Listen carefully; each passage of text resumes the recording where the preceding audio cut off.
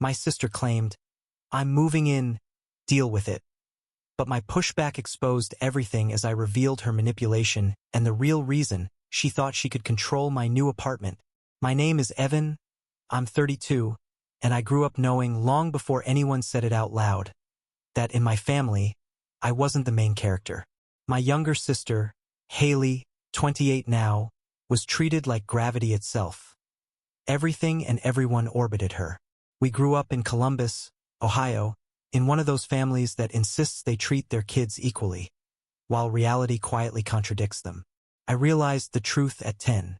I won a school science competition. Mom didn't even show up to the ceremony because work was important. But when Haley placed third, in a local dance contest, the house erupted into a celebration with balloons, a cake, and a Facebook post that gathered more comments than my high school graduation. They bought me clothes from thrift stores and bought her a brand new phone every year. At my own graduation, my parents clapped for her louder than for me, as if she were the one walking across the stage. Worst of all, they joked during dinners that Evan is our quiet backup plan. Everyone laughed. I didn't. When Haley wanted summer courses in Los Angeles, they found the money. When I asked for help paying for engineering prep classes, Dad told me, "Evan, you're a guy. You can figure it out." And that was the pattern. Years of small cuts that explained exactly why later my sister believed she had the right to manage my life, and eventually my new home as if it all belonged to her. The year 2020 didn't just knock me down. It scraped me across the pavement. First, I lost my job at the manufacturing plant in Cleveland. Then, as if unemployment needed a sequel, the part-time retail gig I picked up vanished a month later when the store shut down. Overnight, I went from stable to broke, from figuring things out to figuring out where to sleep next week. No savings, no backup plan, no family safety net, at least not one available to me. I called my parents the day I got my termination notice. I didn't want money. I didn't need sympathy. I just needed a place to sleep for a few months while I found my footing again. They had a furnished basement, practically empty except for dusty workout equipment nobody touched. "Mom, can I stay there temporarily?" I asked. "Just until I get stable again." She didn't hesitate. "Oh, Evan, we can't. Haley is working on her thesis. She needs a quiet home." Quiet home.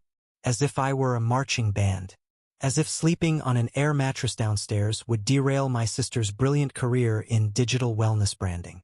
Dad chimed in with his usual passive disappointment. "You're old enough to figure something out. This is part of being a man."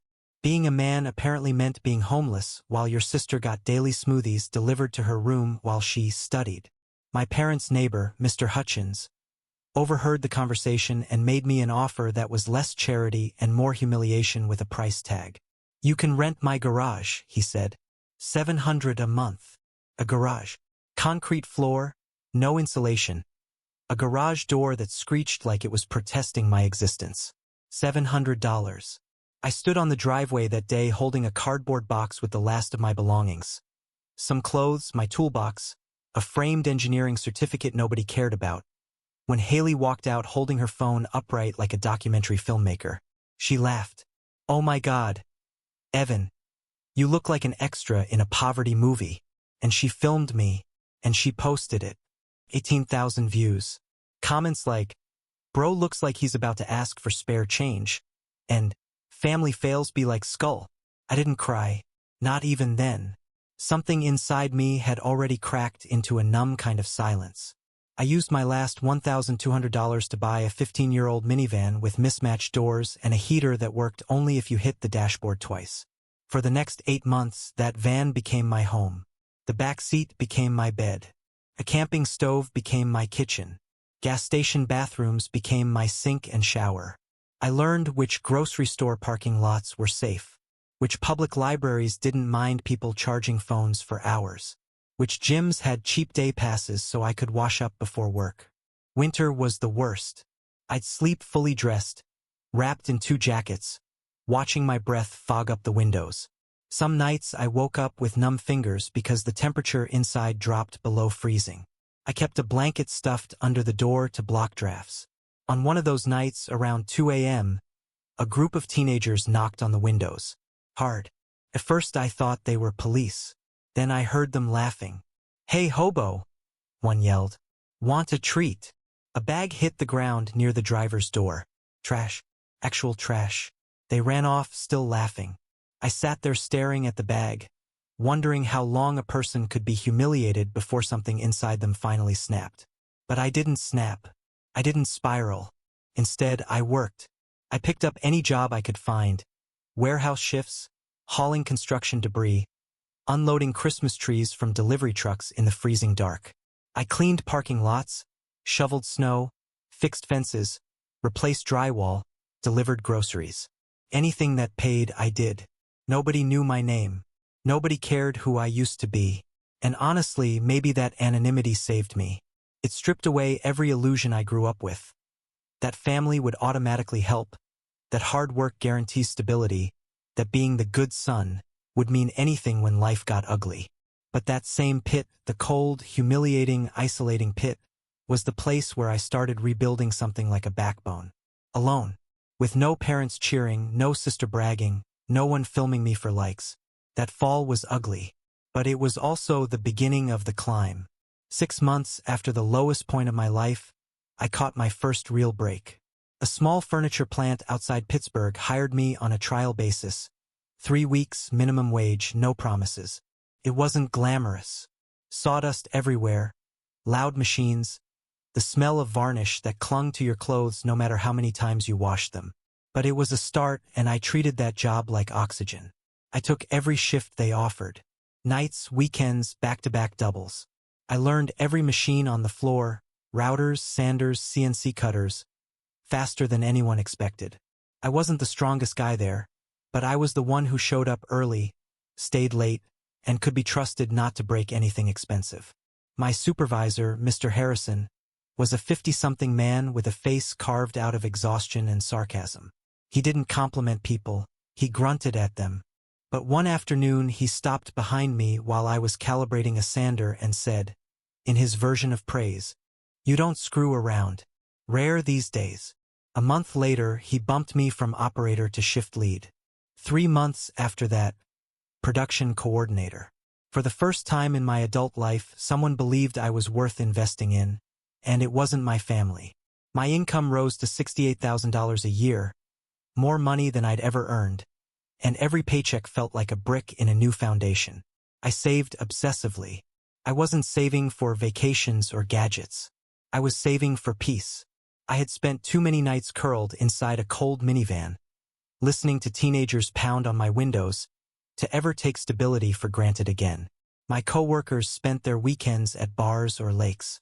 I spent mine looking at rental listings, calculating budgets, and imagining the day when I'd close a door behind me and know, truly know, that the space on the other side belonged to me. And in July, after months of grinding, I signed a lease. A modest 2-bedroom apartment on the outskirts of Pittsburgh. Nothing fancy.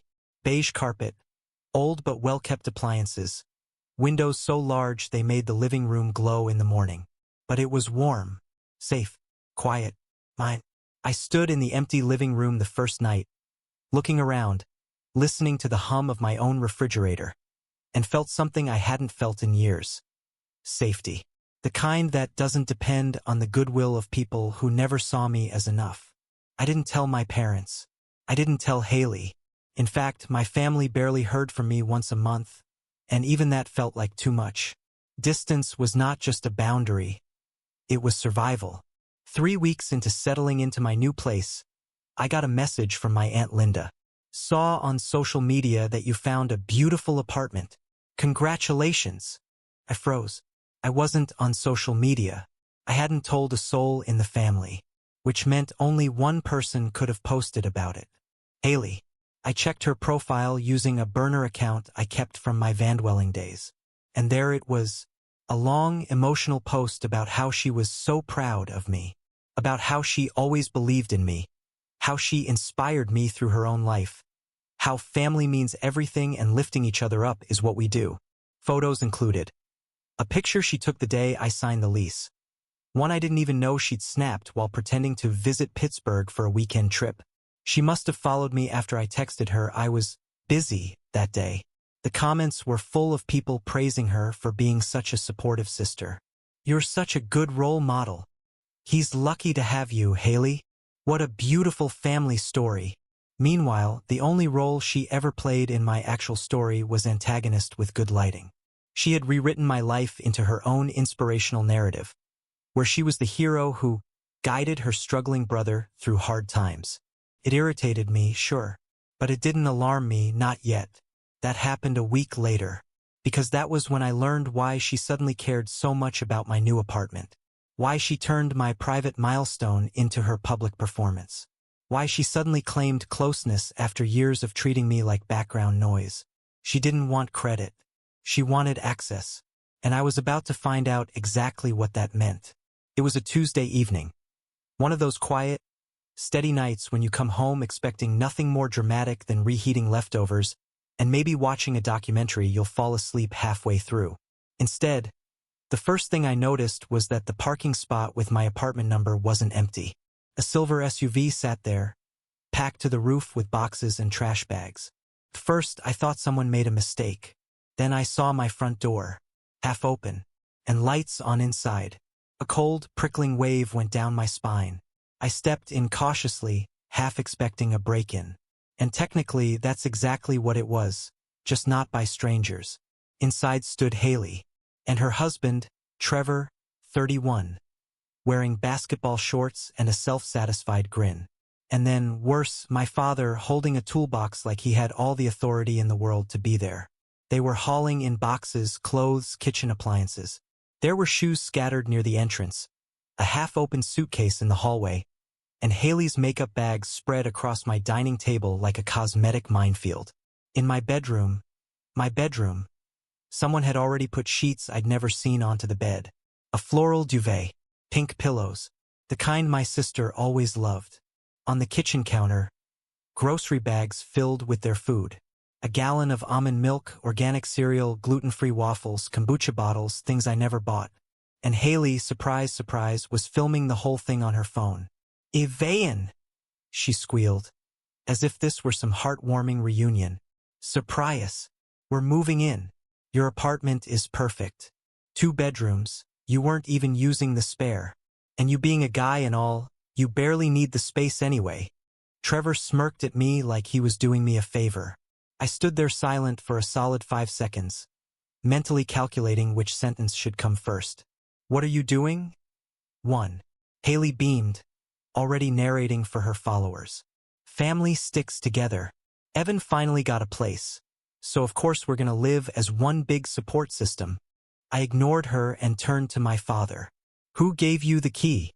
Dad wiped sweat from his forehead with an unsettling sense of normalcy. "I know a locksmith.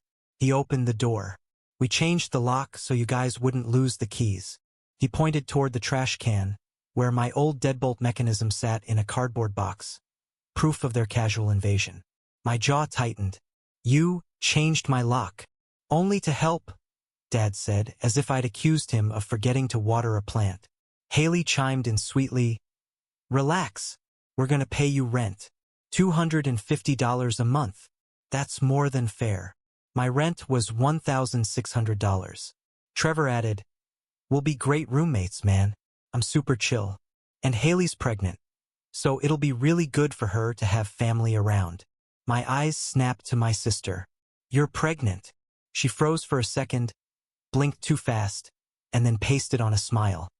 Maybe. We're manifesting it, right?" I inhaled slowly, letting the absurdity wash over me. Then I exhaled a simple, clear word. "No." Like magic, Haley burst into tears. Loud, theatrical, award-winning tears. Her crying was the kind that made strangers think she was the victim of a national tragedy. Dad stepped closer. "Evan, she's your sister. You're a man. You can handle a little inconvenience." For a moment, I thought it couldn't get worse. Then I heard movement in the hallway bathroom. Out stepped my mother. She had been hiding there, apparently waiting for her cue like a backstage actor. "Evan," she began, voice soft and disappointed. "Don't be selfish. Haley needs stability. You have always been stronger. Help your family for once." I looked at the four of them, invading my home, repurposing my bed, filling my shelves, changing my locks, and understood something painfully clear. They didn't see me as a person. They saw me as a resource, a tool, a convenient background character whose boundaries didn't matter because he was strong enough to endure being stepped on. My voice didn't rise. My hands didn't shake. I didn't yell or threaten. I simply pulled my phone from my pocket. "I'm calling the police," I said calmly. The room erupted. Haley sobbed louder, claiming I was throwing her onto the street. Mom gasped as if I'd declared war on my own bloodline. Dad barked something about respect and gratitude.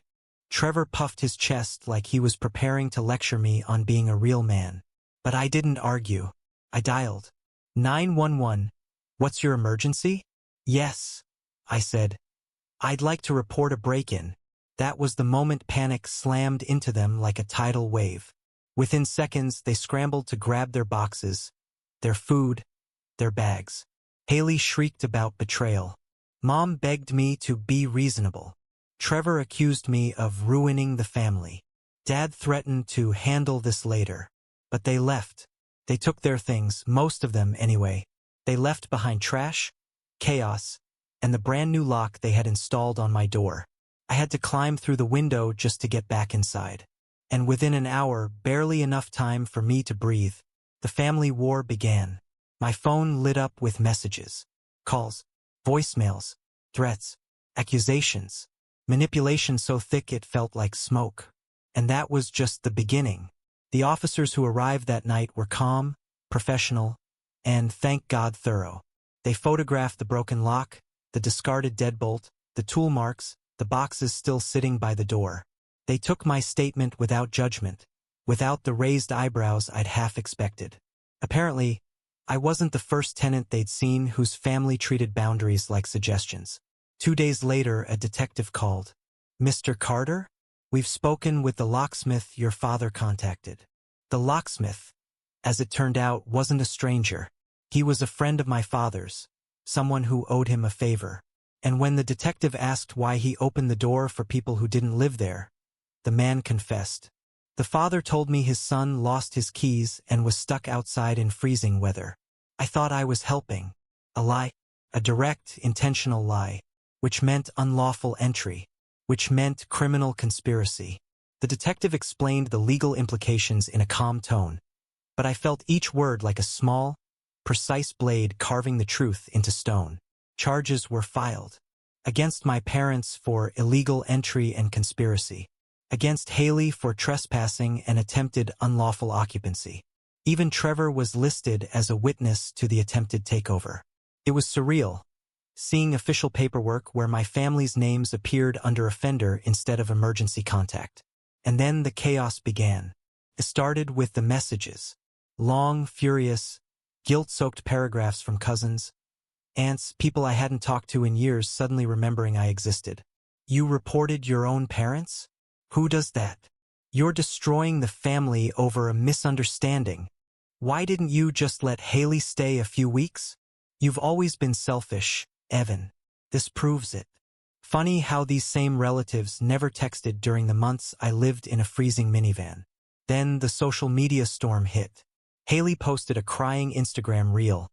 Full face of makeup, ring light perfectly positioned, voice trembling in her most delicate, victim-coded tone. "He ruined my life," she sobbed. "My own brother. I tried to rebuild a relationship with him, and he called the police on me. Now I'm facing charges. I don't know where to go. I don't know how to live with this pain." The comments were exactly what you'd expect. "Stay strong, Queen. He must be jealous of you. Family can be so toxic. You're too good for him." One person wrote, "But didn't you break into his apartment?" The comment disappeared in 5 seconds. Then Mom tried her turn. She called from blocked numbers, from unknown numbers, from numbers that sounded like burner phones purchased from gas stations. Her voice was always trembling, always desperate. "Evan, please, please don't ruin your father's life. He's old. He meant well. You know how emotional your sister is. He was just trying to help." I didn't answer anymore. Then the shocker, Trevor left Haley. A week after the break-in, he texted me. "Man, I'm sorry for being part of that mess. I'm done. I can't live with a 28-year-old who acts like a toddler. Take care." Apparently, the attempted invasion was his breaking point. According to family gossip, which somehow always finds its way to you whether you want it or not, Haley screamed at him for not supporting her enough in her time of historical trauma. Historical trauma. For being told no. That's when she created a GoFundMe titled, "Legal Defense Against a Cruel Brother." Goal, $10,000. Amount raised, $180. Most donations were from her friends. One was from someone named Haley Supporter 23 for $5, which I suspect was her using a second account. I didn't share the fundraiser. I didn't comment. I didn't expose her. I just watched it fail in silence. Then came the unexpected call. My cousin Brian. The only one in the family who ever treated me like more than set dressing. He spoke quietly, like he was afraid someone might overhear. "Evan, look, I just want you to know something. When we were kids, the adults used to talk about the way your parents favored Haley. A lot of us saw it. We just didn't say anything." "Why?" He sighed. "Saying something would have made us part of the problem. And everyone knew your parents would just deny it. We should have stepped in, man. I'm sorry. Too late. But appreciated." When the detective called again a few days later, his tone was almost encouraging. "Do you want to pursue the case fully?" he asked. I thought about the minivan. I thought about the nights I shivered alone. I thought about Haley filming me like a punchline. I thought about my parents telling me to be stronger while they drained what little strength I had. And then I answered without hesitation. Yes. And for the first time in my life, I felt something I had never been allowed to feel. I was defending myself, not apologizing for existing. The trial lasted 3 days, though in my memory it feels both longer and shorter. Stretched thin with tension, yet strangely swift in how everything unraveled once the truth was spoken aloud. It wasn't dramatic like in movies. No slammed fists or explosive confessions. Just a slow peeling away of lies, a quiet stacking of facts, and the unmistakable weight of consequences landing exactly where they belonged. I took the stand first. I told the court what happened. Exactly, plainly, without embellishment. How I came home to find a strange car in my parking space. How the front door was cracked open. How I walked inside and saw my sister and her husband unpacking their belongings, like squatters arranging themselves for a long stay. How my own bed had new sheets on it, floral ones I'd never seen, as if my room had been repurposed for someone else's life. I explained the replaced lock, the locksmith's involvement, the boxes, the groceries, the way Haley filmed it all for social media, as though it were some cheerful family surprise instead of a calculated invasion. Then the locksmith testified. He confirmed he'd been told that I was locked outside in freezing weather and needed immediate help. When asked if he'd been told I had given permission, he shook his head. They said it was an emergency. I thought I was helping. A simple sentence. A devastating one. Cut through every excuse my parents tried to float. Trevor testified next. I didn't expect him to be honest, but he was. Maybe leaving Haley had freed him. Maybe he was just tired. He said, "Haley told me this apartment was a family resource. She said Evan wouldn't care. She said he always puts up with things." Those words landed like stones. Heavy, accurate, damning. Haley, for once, didn't interrupt. She stared at her hands the entire time, maybe realizing the performance wouldn't work here. The prosecutor outlined the case. Illegal entry, conspiracy, trespassing, coercive behavior. Clean, methodical. The defense tried the family misunderstanding angle. Failed. When the verdicts were read, the courtroom was silent enough to hear the ventilation hum. My father, 18 months probation, a 150 hours of community service, a $2,500 restitution for damages and lock replacement. He stiffened but didn't look at me. My mother, 12 months probation, a restraining order preventing contact, a mandatory family boundary counseling. She cried. Not the guilty kind, but the "how dare the world punish me" kind. Haley, a fine, a 1 year of court supervision, a mandatory therapy for boundary and entitlement issues. For the first time in my life, she looked small. Not pitiful, just suddenly without the spotlight she'd always assumed was hers. After the sentencing, the family lines shattered. Half my relatives cut me off overnight. Cold messages, silent treatments. Some sent dramatic paragraphs about destroying the family structure and humiliating my parents. The other half reached out quietly, privately, like people emerging from behind curtains after a long, strange play had ended. My aunt wrote, "We saw how they treated you for years. We just never knew what to do." My uncle texted, "Should have stopped it earlier. Sorry, kid." And that was the part that surprised me. Validation always seems to arrive late, but when it comes, it still lands like fresh air in tired lungs. After the trial, I moved. Not far, but far enough. I rented a different apartment, switched my phone number, filed change of address forms with a whisper of relief. I blocked anyone who tried to guilt me, pressure me, or pull me back into the family orbit where I'd spent a lifetime as a backup character.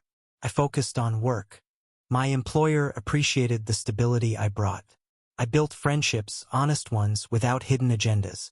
I began to sleep better, deeper. I decorated my space piece by piece.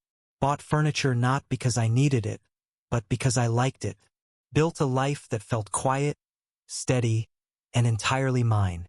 Sometimes, late at night, I wonder if the fight was worth it. The police reports, the court hearings, the messages, the social media circus, the broken ties. Was it worth tearing the last threads of a fragile family bond? And then I remember walking into my apartment that day, seeing my sister sitting on my bed, filming content on her phone, so sure of her right to claim any part of my life she wanted.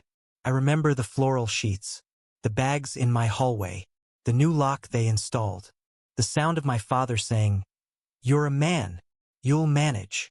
And I understand the truth. Yes, it was worth it. I didn't break the family. They broke me, slowly, for years. And for the first time, I simply told them no. They called it betrayal. I call it the first honest boundary of my life. And for once, the silence that followed didn't feel lonely. Felt like peace.